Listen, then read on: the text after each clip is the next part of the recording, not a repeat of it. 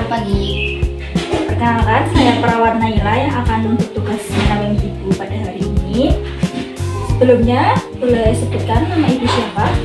Riana. Baik, Ibu Riana. Ibu lebih senang dipanggil nama siapa? Riana saja. Oh, baik. Baik Ibu Riana, tujuan saya datang hari ini adalah untuk berbincang mengenai pengalaman yang Ibu rasakan dan membantu Ibu Riana mengatasinya. Apakah Ibu Riana bersedia? Iya, saya bersedia. Baiklah, perasaan Ibu hari ini gimana ya Ibu? Saya masih agak takut. Baik, apa yang membuat Ibu merasa takut? Kadang saya masih mendengar suara yang membuat saya tidak nyaman. Baik, jadi sampai hari ini Ibu masih mendengar suara-suara seperti Ibu. Iya.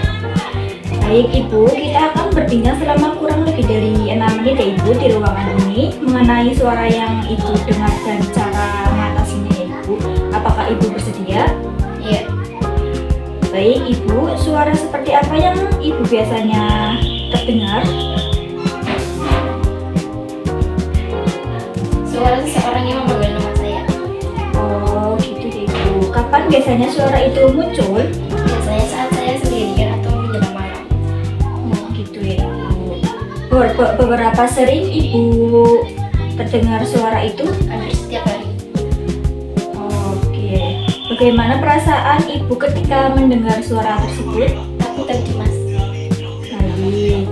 Jadi Ibu mendengarkan suara yang memanggil nama Ibu ya, sedang muncul saat sendirian atau malam hari dan membuat Ibu merasa takut. Itu saat disebut halusinasi pendengaran ya Ibu.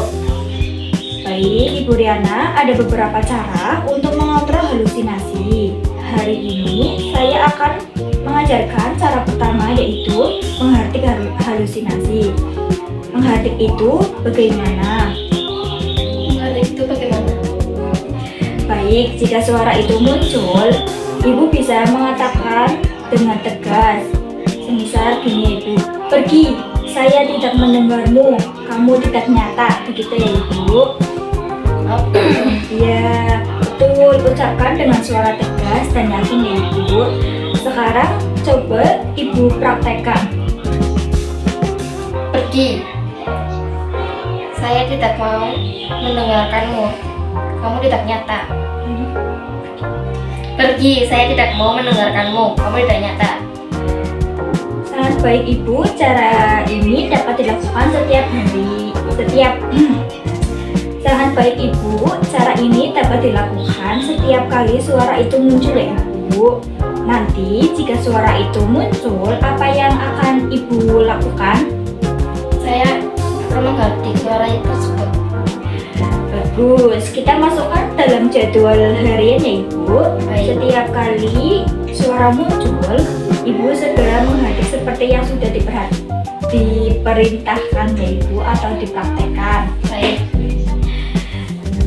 Baik, saya senang karena Ibu Riana mau belajar dan mampu mempraktekkan cara menghardik dengan baik. Terima kasih. Bagaimana perasaan Ibu Riana setelah latihan hari ini?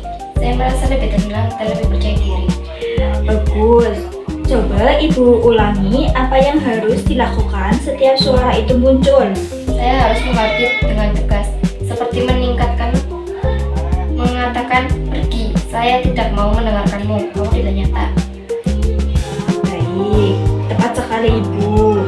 Saya harap Ibu Riana dapat mempraktikkan cara ini setiap kali halusinasi muncul ya Ibu.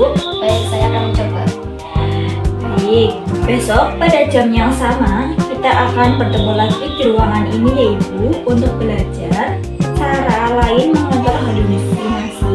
Apakah Ibu bersedia? Iya, saya bersedia. Baik, terima kasih Ibu atas kerjasamanya pada hari ini. Sama-sama. Assalamualaikum. Waalaikumsalam. Assalamualaikum warahmatullahi wabarakatuh. Di sini saya akan menjelaskan strategi pelaksanaan atau SP1 pada halusinasi.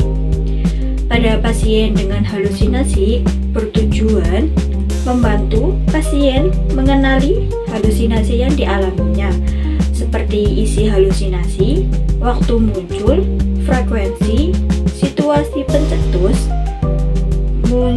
serta perasaan yang timbul akibat halusinasi tersebut.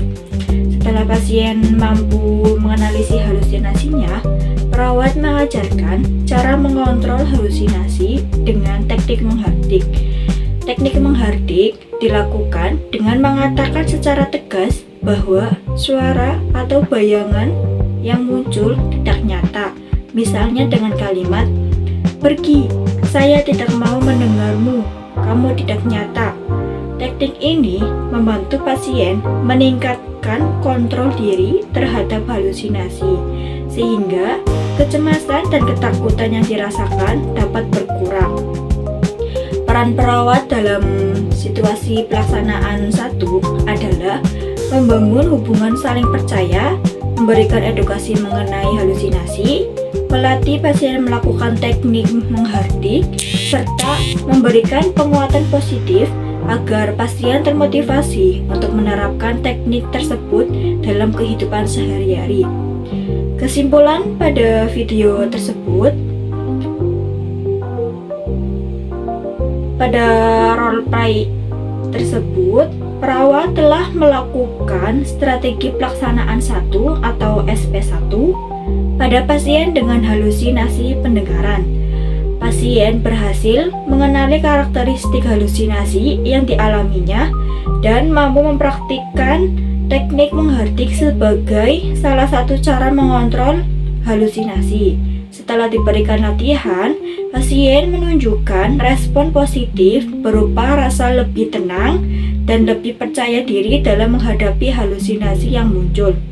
Diharapkan pasien dapat menerapkan teknik menghardik secara mandiri setiap kali halusinasi muncul, sehingga kemampuan mengontrol halusinasi semakin meningkat dan proses pemulihan dapat berjalan dengan baik dan optimal.